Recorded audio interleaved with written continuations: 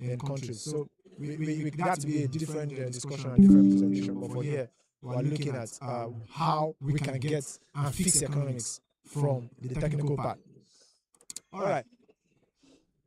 So what's the future of world oil? And if you look at that, this was what I was trying to say in the sense that just right at the bottom there, first of all, look at this. You see the entire oil known production, and that's 1.73 trillion I was talking about. This is what it is. But if you look at that red corner there, it's our oil production ramping up year on year. It's going up. People, oil consumption is ramping up every year. It's people are want more. People want to get more. They want to use energy. And we kicked off this series of workshops yesterday. And we mentioned to the house that in all you can't say, oh, we are doing away with one one source of energy. So there's been an energy source from time, which is coal. I say, we are not doing anymore with coal. And somebody asked the valid question that, I made a valid statement yesterday that the likes of the Europeans are moving away from it. Really? And I kind of try to explain to her that seems to be on the outside, but it's a facade from the standpoint that when the Russians immediately blocked the gas coming out through Ukraine to the world, UK that has been pushing for Brexit ran back to coal, and they now even have futures contracts locked in for coal that will come into their country. So you can imagine that. And if you go around a little amount of it, then do a little amount of it, then do oil here, do gas there, do lithium there, have that mix so that yes, you are able to meet the entire need of the country. If you go to a country like South Africa, there's what they call load shedding. What we speak to something we don't know so much of it, but again, if you're in an area where they will tell you this week you have 3 days, you have light, 1 day off.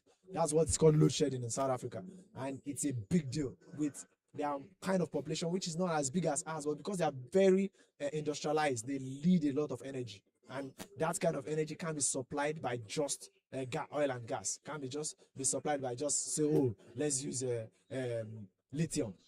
It has to be supplied by a thorough energy mix. They have about, from what the last time I checked, about 12.5 gigawatts from solar alone. That's a country, 12.5 gigawatts, and it's still not enough. They are still doing load shedding. So that's a different kind of play there. So the energy consumption or oil consumption, which translates into energy consumption, keeps going up. If we don't know how to tap into this 1.73 trillion, which 1.2 trillion of oil in place is matured field, then we are going to have problems. But then again, there's a push. If you look at that green part, there's a push that says if we are able to put more into enhanced oil recovery, we can at least start meeting the oil consumption. Okay.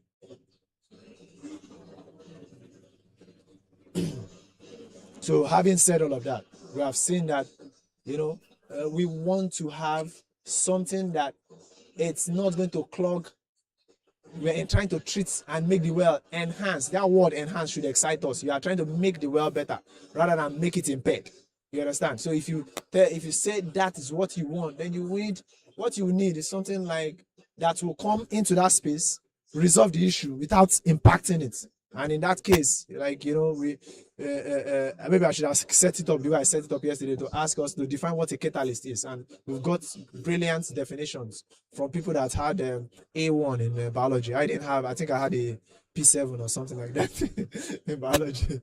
From those that had that kind of this, and it was good to hear things around the fact that, it's something that speeds up a chemical equation, a chemical reaction. It's something that impacts a chemical reaction without necessarily, it itself being impacted or causing further harm to that chemical reaction. So, and that's what a catalyst is. And that's the idea from which we came, which you are going to see it much later. It took us a 4-year span to generate what we have as design. Okay, so we not thought of it. In doing all of that, also we looked at the fact that we might want to go. We want to actually go biological. We also want to see something that it has all the qualities to be one inert, to non-hazardous, and also environmentally friendly. You understand? Come in, come. Environmentally, you can see that. You understand? Environmentally friendly. Let's get our headset. So it's something that's inert. Okay. Yeah, environmentally friendly and can speak to the ideas that we are also pushing in this day and time. And this day and time, we're always looking for things that will not harm the ozone. Things that will not impact global warming. And that's why we have looked at this. So for us, the Xyme is a biological or bioenzyme for enhanced oil recovery. Okay, so these are the qualities where we tried to measure or put around the Xyme. One is biodegradable, it's water soluble, and it's DNA based. It's oil insoluble, because the idea is that we want to get oil out, get much oil out without getting as much water out, because we want oil to preferentially flow, because the oil may be restricted. It's not, we don't want it there in the well or in the reservoirs. We want it out on surface, and these are those qualities. It's biodegradable. So again, talking about things around global warming, it's this enzyme. It will not impact anything around that. Rather, it positively enhances the things around global warming. It's non-hazardous. And again, once we see down the line, it has a neutral pH. You understand? It's neutral. It's not acidic or alkaline. You understand? So it's not acidic or caustic, as it were. It's something that you can handle properly there on location, and you will not have without having any adverse impact on the people handling it. Okay, so how did we make it? It was two-step process. First process is to extract the enzyme, the strand of enzyme, which is water soluble, and the other part of it is to create an interface on which, yes, now we now put that living DNA to make sure that we now have what we call design. So if you look at this, you see, yes, what is that strand? So if you look at that, that is a complete DNA block, a complete DNA block. But we just isolated one strand of it, and this is what it shows: the photon donor and the photon acceptor, H with hydrogen and OH, accepting, creating that water solubility, and having, you see, I'll show you on another slide where we have the living DNA. Fusing that together, it's what makes the Xyme. So this is our origin, and like I said, this is that first stage, create the water soluble protein, and after that,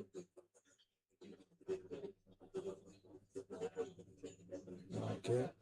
So after that, the second stage is now to fuse it, So we have that already. We now fused it with the protein, which provides the living part to create that biological medicine. Because this part is the non-living side, but we added the protein to create that living side. So in this space, we have that biological mix that can now work and have all those qualities. It's non-hazardous, biodegradable, it's water soluble, and it does not harm the environment. Those qualities are what we have gotten from this called design. To move forward, how does that release oil? So when it mixes, with when we have that now mix on that active site, where now, because we have fused we have gotten design. Once we fix that with the crude oil or on any interface, there in the formation or on surface, out on surface, you see immediately that it quickly substitute, as it were, that surface with Xyme and immediately pushes out the oil. So any surface is on. We have pictures, videos to show you that if we even apply it here on ground, you discover that immediately it will just absorb the oil from whatever surface it is. You absorb the oil and make sure that yes, that part is now clear. And I'm going to show you some in some slides going down how that works. And this one of the slides to show you. First of all, that's the Xyme just on its own in this first bottle you have. So the green Xyme itself is just there. The Xyme is just there, clear colored, and that's also one of the qualities which we are going to talk about as we go forward. That this is one of the qualities of this Xyme in itself. It has to have a particular color. It has to have sort of a kind of odor.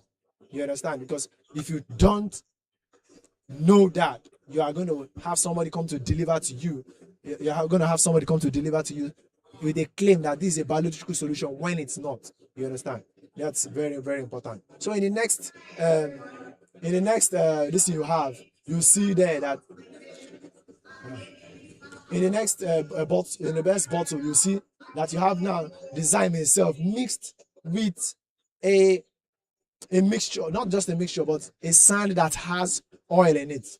And typically you tell me, oh, Engineer Nuka, it's when you have that mix, anyhow, put water into it, oil will segregate to surface. But it's not going to segregate in that clean nature, the way that the Xyme will extract the oil, as it were, from the water. So what Xyme keeps doing and continues to do is that once it's in there mixed with whatever surface is inside a formation on surface and there's oil, it continues to act till it keeps extracting, as it were, oil, replacing those pores, or replacing in those pores or that surface the oil, putting Xyme on the surface. So if you check that third bottle, you'll see that what we've now tried to do, and which I tried to mention in 2 slides before, that when the Xyme acts, if you say you have water, oil as oil here, and we put water on it, and you say, oh, it extracts, there's no how it's not going to extract. It's not going to extract it as clean as how the Xyme would do that. So if you check, you see what you have here on the second bottle, separating that oil that you have on surface there. See how clean everything came out.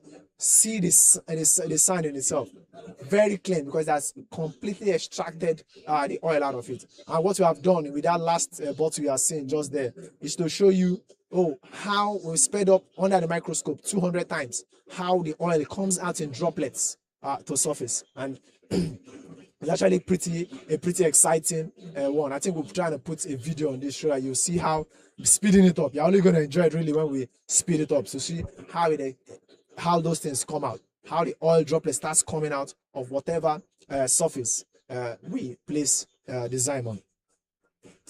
Okay, so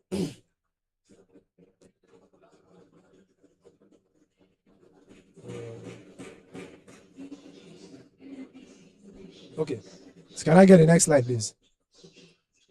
Okay, so this is that same scenario, but now showing you sped up, but we just took a snapshot. So it comes out in particles, droplets, as you can see here. Particles, and just like that. That's the way it comes out of that particular surface. Now, in this particular case, the sand. So this is the way it comes out, just like that, in particles, droplets. When you're not seeing it as fully segregated, is that yes, all the oil is not there on surface. The other ones, whatever interface, in this particular case, sand, is at the bottom, and you have fully gotten all your oil out. Which at this in this particular scenario, or the kind of scenario and application that we want, that you're applying it for, is what you are aiming at, to make sure that the oil is out of the sand.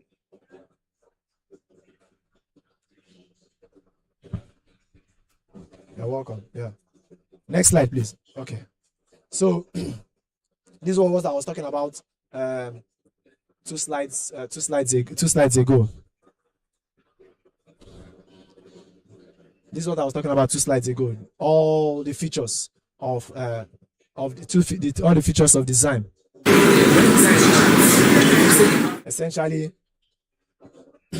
it is its appearance.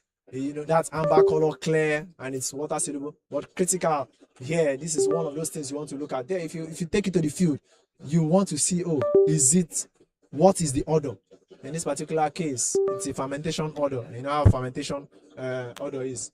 It has this slightly pungent kind of smell that makes it different from typically all the smells. On that thing, you also want to check is the pH. The pH. Listen, and I've mentioned. Somebody asked me a question yesterday. Oh, is it environmentally friendly? I first said, okay, I've told you before that it's non-hazardous. But again, to add to that is that you want to make sure that what is that concentration, and for the pH. Yes, you can see it around 5, but in diluted mode, which is the mode that we always have it deployed in reservoirs and down the well, it is at 7, which is neutral. So if you are students of if you are science based student, you know what the 7 means on the pH scale. It signifies neutrality. So yes, it's something again that we don't advertise so much, speak to so much.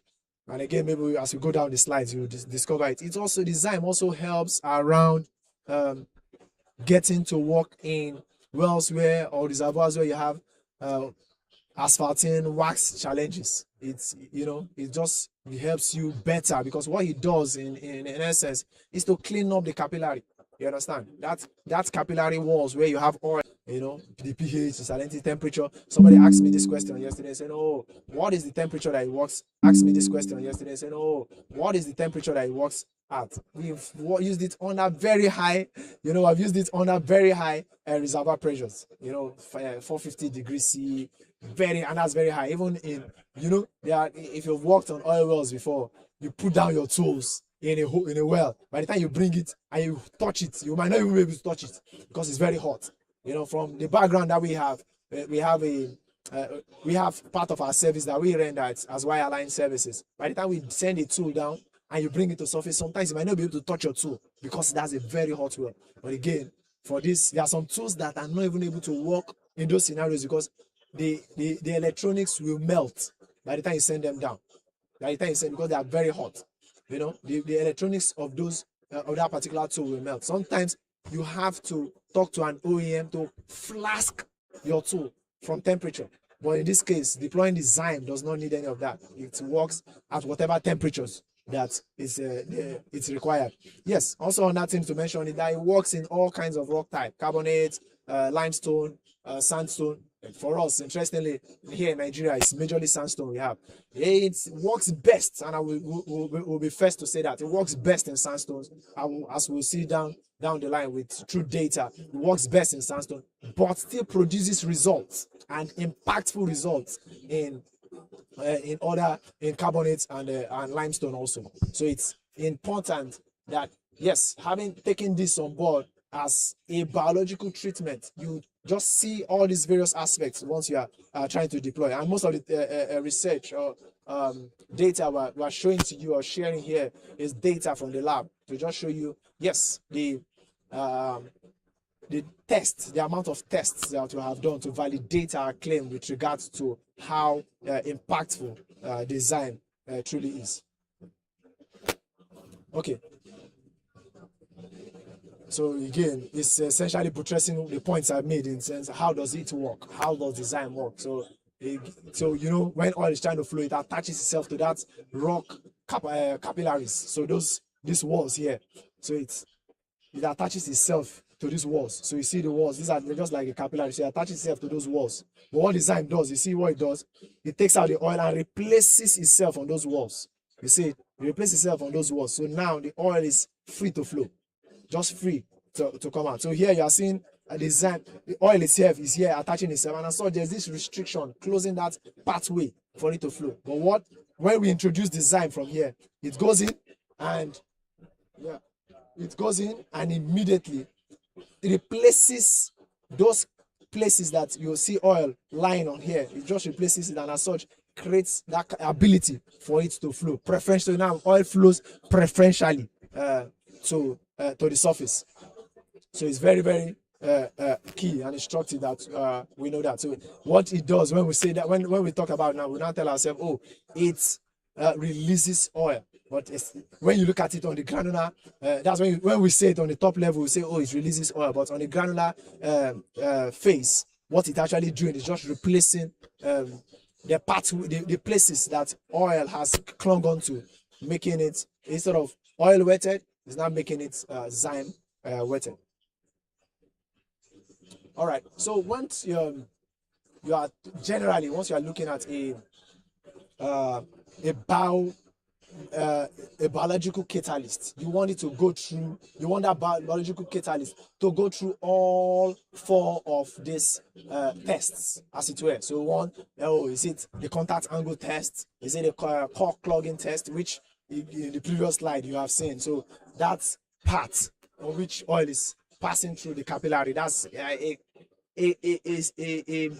granular test, as it were, showing the core clogging test, then the interfacial tension test, and also the oil releasing test. You know, when I mentioned about the qualities of the Xyme, I told you first is non-hazardous, it's biodegradable. I also mentioned to you that it is water soluble but oil insoluble. You understand? So meaning that one of those qualities is this, that you want it to release oil preferentially, like I also showed in the previous slide, that it needs to release oil in preference to the surface or to anywhere you want it. So if it's on the ground here, you want that oil to come out, yes, the enzyme can take over. Again, because the enzyme is water wet, you understand, it's water soluble, sorry. It immediately, you just, when you see it on that ground, you see the oil out, but you now see that place wet with water, and it's now, you can now easily treat water rather than treating oil itself. So yes, you want it to pass this 4 tests, and we'll just show you, maybe not too, because yesterday when I tried sharing and talking about the various tests, a lot of people say it's too technical. So I'll try as much as possible not to go too technical, just showing you just maybe the results in itself. These are results carried out in the lab, and we want to show all of this. Then at the end, we also, like I mentioned at the beginning, show you the end results of practical examples from outside the country again, but again inside the country, in deploying Xyme in the Niger Delta here, and the kind of results that we had. All right, so this the interfacial test, just to interfacial tension test. So if you see here, immediately you see at the oil the concentration of Xyme. There was no Xyme, and you see that tension at the surface. What you want to do as much as you can is to reduce that. So if you look at our best results, it's actually at 5%. At 5%, you are seeing that there's little or no resistance, as it were, to flow. You understand? That tension there is little or no tension with this thing, just at that surface. So this result in the lab showed us that 5% for this particular, because for where we applied it in this particular reservoir here in China, we noticed that 5% is the best, so is the best result or the best mix. Because once we have Xyme and want to deploy it anywhere, and somebody asked that question yesterday, telling me, oh, how do we deploy it? And I tell you, okay, we look, first of all, we get what we call the Xyme data sheet. We review, we send it to you. You send us all the details of your wells. We look at that well, we analyze it. Do we want to add 2%? Do you want to add 4%? Do you want to add 10%? And that's why we do it. You understand? Because we have seen varying results. So we've worked with the clients, these various tests that we typically check. And because of the amount of data, this is just one data out of the multitude of data that we show. All right. Like I said, I don't want to go too granular into all of that. So again, this is a contact angle test, just to see, oh, okay, how the intent is to get to the highly water wet, in the sense that you have already extracted oil from that surface, and now you are pushing out the surface in itself now water wet, and oil is able to come out. You want to have something that, yes, that the oil cannot stay on that particular surface. So you're seeing, just looking at it on that same surface, at contact angle of 0, that's that that oil is not going to come out. The contact angle greater the contact angle greater than 90, greater than 90, you see that's what we want, because that time the oil is coming out. Then you see a mix of neutral oil and water, and also you see the one highly water wet. That contact angle is less than 90. So if you want a bowl, because what we are testing is also testing the fact that is Xyme the right product. So if you want, or we're also testing the fact that Xyme compared to other biological products. So one of those tests, like we said, first is the interfacial tension test, which we have shown now.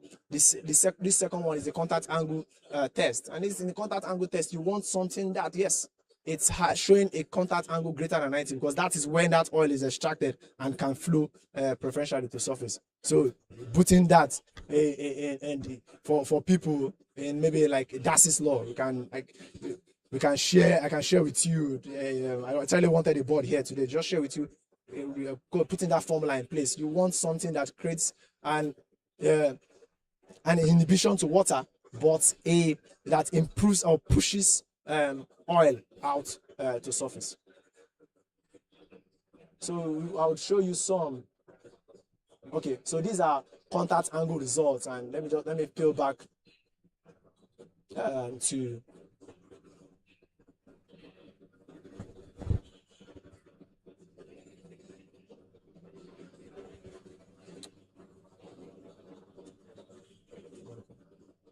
Okay. Can I go back to the previous slide? Okay. All right. Okay, so with applying this, we are seeing here that in applying the Xyme, you're seeing that what has happened for limestone and for sandstone. And I mentioned this to you, saying that we always have better results, and we're upfront about that. We have better results with sandstone. Luckily for us here in Nigeria, it's sandstone that we are dealing with. We have better results with sandstone. You see that after a long time and applying Xyme over 3 hours, you start seeing that we have reduced that impact of that impact of contact angles, and as such, we're having almost 100% better than when we first started. So it's the same thing that cuts across. So, but again, if you see that the data of limestone, it has improved, 13% than what it was. It was almost nothing before, but 13%. But again, comparing that result with sandstone, you notice that yes, its design works better in sandstone. And also, like we said, the Niger Delta is sand based. So it's the same, not to bore you so much, but the same data just across here, contact angles, left, right, and center. How does and where does the Xyme work? So what does it do when you apply it to reservoirs? So it improves the current oil recovery. And what's oil recovery? Typical oil recovery for any reservoir in the world is between 15 primary oil recovery and secondary oil recovery. It's between 10 and 20. It's between 10 and 20%, maybe 15% and 20%. Anything without applying something towards tertiary oil recovery, or that's enhanced oil recovery, you are not going to get much out of it, and that's the essence behind it. So just imagine of your reserve, you have 80% still locked. That's what it means. Do you understand that? So if you just have an asset, and so you have this asset, then you still have 80% of that still locked. That's a whole lot of revenue that you have locked. So if you imagine what if you are, let's go get to economics now. If you have made, let's just say you have made $3 million from your 20%, then imagine what you are still unlocking with it. You still have locked with 80%, and that's why the Xyme is important. That you can unlock more.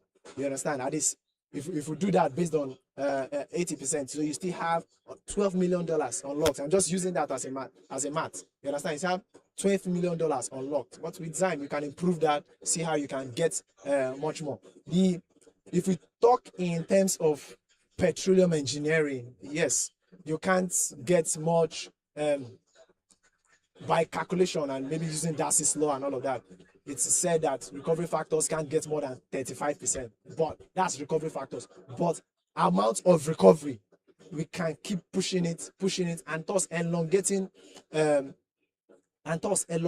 life of a well with the Xyme.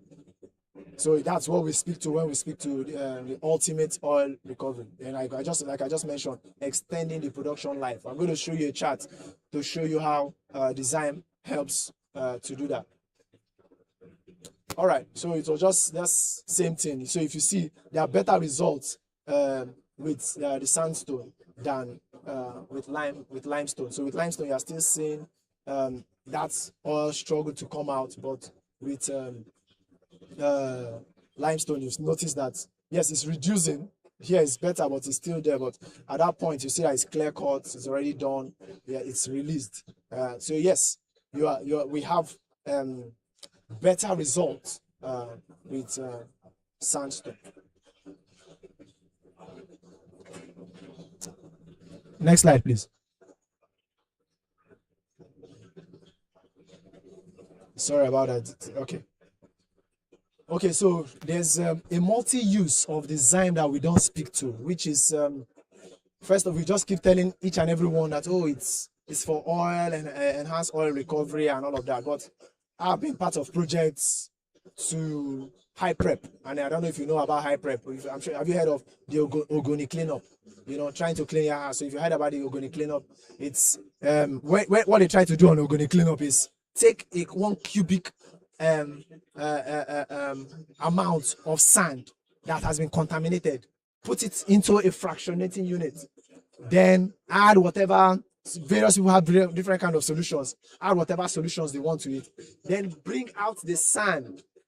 After that, have gotten out the oil or the other contaminants that are making it contaminated. Then you keep the sand back or the earth back in its particular place. It's a tedious process, and that's why if you heard about Ogoni cleanup, you can Google it, go and read about it. It's going to take years to be done. You know, so my engagement with them when I showed them Xyme was that it's a better it produces a better result. You know, from the other one, I've seen like 2 or 3 of them. I don't want to mention their names, but this, because it keeps acting. You know, Xyme keeps acting, just keeps taking out oil. Even when you put it back in place, it keeps acting, and that's why, yes, in that particular scope, yeah, we are always going to have better results. So, like I said, it's something that works again for. We've noticed that it gives us good results in wells that have paraffin or wax. We don't advertise it per se, but people have shared with us that they had wax, you know, restriction because of wax in their wells, but we've had good results from there. So again, it's not, the point to that is that it has tolerance when it comes to metallic ions, radioisotopes, sulfur, and the likes. And also, it's also able to work with other. At the beginning, I mentioned the fact that we have other. This as is just enzyme based, so there are other enhanced oil recovery processes, a myriad of them, and these are some of them. In Nigeria, the popular ones. So if you're out of here, so places like the US and places that have limestone, the hydraulic fracturing is very, very key and important, because you are not able to, as it were, get into the pores of this thing without fracking it. So hydraulic fracturing is important. But in Nigeria, the ones that are popular are the acid and caustic treatment, and also the polymer treatment. Very, very, very Huff and Puff is also in the US, and also maybe in Venezuela. Yeah, in Venezuela too, yes. Every other one, but in Nigeria, the popular ones are the polymers. And if you talk with other companies, they will share with you what they do with this, with all these ones and how they apply it. But what we always say is that our solution even works with those ones. They work with them. So whatever the results you think you have with those ones, we can also work with them. I'm going to show you a table that captures that. All right. So this is just, again, buttressing what I just spoke there, how we can apply the Xyme, as it were, with even those other Huff and Puff treatment, water flooding. Water flooding is also here in Nigeria, where somebody has a water well, but on the other well, the oil is not coming out so much. But because underneath that reservoir, there's water.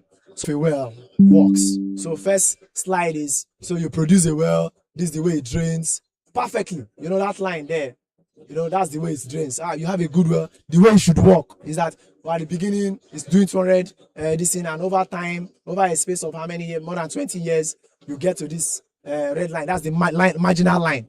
You get to that marginal line, yeah, and from there, before it gets to die at point B. So that's the way it should be. But again, some people are not so fortunate, and in that space where you're not so fortunate, you might have a well underperform, and in underperforming is below that line. What is below that line? Meaning that if you see that there at point A, you see your point A is closer this way. So meaning that it stops at something at the marginal at this point is at 2016 as compared to the marginal here. The marginal here is around 2018 or more, but this one has stops 2 years more shorter. You know, that's something that is performing poorly. You understand? And see something that is overperforming. You see this one that stopped. That one, the typical one stops at maybe 2018, but this one is even better, getting almost to 2020 because it's overperforming. Then you have the one that is poor performance. Some people just did really well. 2-3 years later, it's done. You see it? It's just, you have to wake it up again. They wake it up, it dies again the next year. They wake it up again, it dies the next year. So that's this one at the bottom. So it has a very poor performing well. You know, so these are the 4 kinds of well. But again, with Xyme, we can work with all of this well. Help you, once you apply the Xyme, you see it increases here. It goes up, your production goes up, then it starts dropping. Apply it again, it will go up, it will drop. So it's your ability, and this is what we talk about, extending the life of your well. The well is, you are not going to be able to get, you might not be able to get your 20 years full, but you keep applying the Xyme. As you're applying it, your production goes up. You are extending for like under 3-4 years. It dies, it goes down back to, maybe you were doing 200 barrels. You've taken it up to like, maybe here, let's put this place as 700 barrels. Oh, this chart, I didn't put the one that had the production. So, but just imagine this was this baseline, which we, you know, like we showed in the previous one, the marginal line. We take it up to, if that marginal line was maybe 50 barrels, and we take it up to 600. By the time it's getting back, apply it again. Once you apply that, you have elongated it again. As it's coming down like that, you apply it just like that. So you keep using that to elongate the life, as it were, of that well. And you're getting more compared to even what you are spending, as it were. And you know, it's where you are trying to make sure that 80% of oil in place after your primary and secondary recovery is, you are still getting more out of it. You know, we showed at the first slide that if we can, that first of all, we said at the beginning that 1.7 trillion of the oil, 1.7 trillion is the total amount, 1.7 trillion barrels is the total amount of oil, discoverable oil, or discovered oil in the whole world. And of it, we said 70% is mature field. So that is 1.2 trillion. And if you decide, oh, because it's matured, it's not producing well, we are not going to be able to touch it. It said that if you are able to tap into 1% of that, and 1% of the 1.7 trillion, it's about 700 and about 173 million barrels. You understand? If you are able to tap into that, 173 billion barrels. If you are able to tap into that, it will cover 2 years of oil production. 2 years. You can imagine that. So just imagine the economies, because these things we are talking about it here now, talking technical, because this is a technical session. But the fact is that the economies that in doing those kind of things impacts if you own an asset, it impacts beyond your initial space. It impacts other economies out everywhere out there, you know, the people that buy your oil and the people that use your oil down the line. So in saying this is the way Xyme works, extending the life of your oil, giving you more value, covering your overhead, and giving you more value for the money expended. Okay, so it's the same thing. We talked about the fact that it has to pass 4 tests. Oil clogging, oil insoluble, interfacial tension, oil, the contact angle. So this is part of it again, just showing that same result. So when it's just with salt water, you see that it's at 5% at 72 hours. It's at 5.1%. But again, when you add the Xyme, you have 49%. So you have better results, better yield when you have Xyme there. Okay.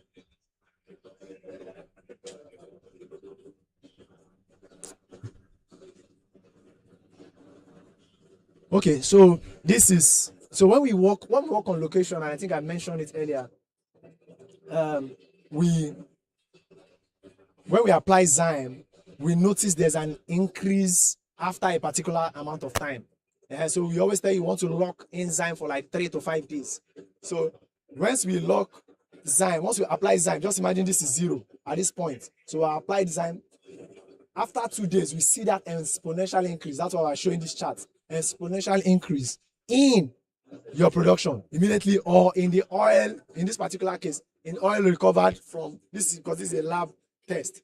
In the oil recovered, it's the same thing. Once you translate that now to a bigger scale on location, we now immediately, after 2 or 3 days, we now see that in big increase in the number or the amount of oil that you have gotten from it. And it's because, yes, we have locked it in.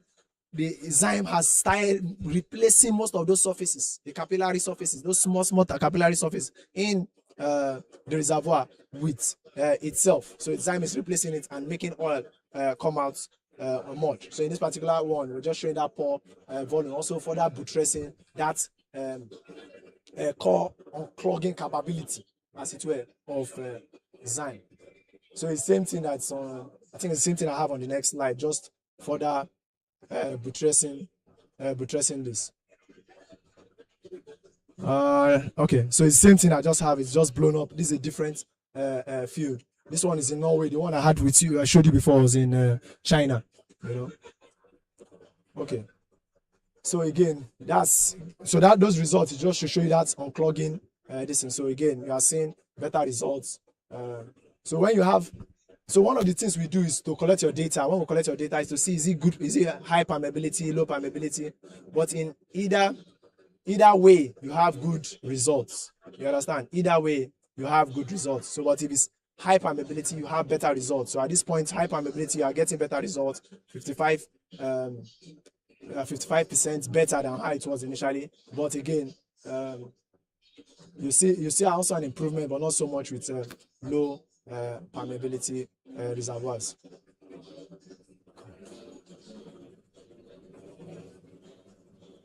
All right, I think we're almost close to the end of this. Okay, it's just buttressing. This is an equation I put up. I was preparing for a very technical this thing, but I'm not going to bore you with this. But this again, talking about permeability. So when you in petroleum engineering, we represent permeability with the sign K. So this majorly it. So it's just the same thing here. Okay, so is it important having shown you all of this? Is it important to live a well without doing well intervention, or then was it without doing it, you shorten the life of that well, and if you don't even apply the wrong solution, you actually even shorten it further. So the best thing is to apply a good one, which again is Xyme. So we can apply Xyme across various kinds of formations or this thing, or wells, new wells, old wells, horizontal. We have had instances, clients showing us wells that just did it 2 years ago and they have those problems, and we're able to apply the Xyme and it gives us that result. So again, what is the initial sign? By the time you deploy it in a well, what's the initial sign of it? So if you have a well that might not come by itself immediately, by the time you apply Xyme, you would have, before you run a hole, you will check the level. You understand? We are going to check that. This is what we call the static liquid level. So you can run with a baler and just check that fluid level. By the time you have the Xyme, that's like we showed in that chart, and lock it in for more than 3 days, you immediately see that the fluid level comes up. For wells that might not be able to drive by themselves, you you are seeing that your pump rate will increase. But for wells that drive by themselves, you see that the pressure will increase. Those are the initial signs that the Xyme is working. So this was what I was telling you with regards to various use of Xyme. So whatever use, so you are applying acid to acidize, we can use the Xyme with it. So limestone, because in limestone, the best, we'll say that here, the best way to treat it, enhance oil recovery, is oxidizing. You understand? So once you apply that, you can still apply the Xyme. That's our point here. So once you apply that, you can still apply the Xyme. All right. This is me wanting to fondle some things, but it's not necessary. Okay. So I think I'm just about at the end of this. Okay. So these are various SPE papers that you can do double check us. Written a lot of papers. These are all the papers. So how do you differentiate? I'll just talk about this. How do you differentiate from a real and a questionable bioenzyme? So this is the point. I always point to everybody, because any other one you have to maybe do tests and all of that. But this one, just on surface there, you can smell it. So if you smell it, you are going to have a fermentation smell. You understand? Fermentation smell has this pungent kind of smell. But the one that is not a real biological enzyme, in case they tell you it is, it will not give you that particular smell. Every other test has to be maybe the lab, what you get to surface, like this one, unclogging this thing. It will be the results you get after. You might not necessarily know it after, just at that initial site. But initial first, this thing is this odor test that you can check. All right, again, I'll explain this. This was that same chart that we had. It has to, any enzyme based this thing has to pass this 4 tests, and Xyme has passed and exceeded even this 4 tests. So I'll just share with you what a result that we had. That's just giving, I just want to explain that. So we went on a client, and the client gave us 1 well, and it's going to be, we are going to put on the video after this to share that story with you. He gave us 1 well and said, we shared with the person what we call our Xyme data sheet. We shared it with that client. The guy said, okay, I have a field that's underperforming, but I want to give you this 1 well first. If it does well, then we can move on to the next. So we got the data sheet, checked everything, and we decided, we chose the kind of, we chose the amount of Xyme we'll pump down, the equipment we'll take down, and all of that. And we went on location. What we got on location, what we did first was to test it, to confirm that the results they gave to us were right, meaning that it's underperforming, and we confirmed that it was underperforming. We mixed our Xyme, deployed it, locked it in for 4 days actually, and when we opened it, it was massive, just stark difference. So yeah, that in this particular way, I think that what we have was over 300% increase in the oil for them. I think at the time we got there, it was 185 barrels per day. By the time we're done, it was about 520 barrels per day that they were doing, and we just worked. By the time we did 1 well, they gave us 2 more wells. Their entire production initially was about 500-ish, I think 510 for 11 wells they had. While we worked on 3, so we didn't work on 7. But by the time we were done, it was already doing 19 for the entire wells. So imagine that contribution from Xyme. So that's my presentation. I don't know if you have any questions, comments that we can just answer. Thank you very much.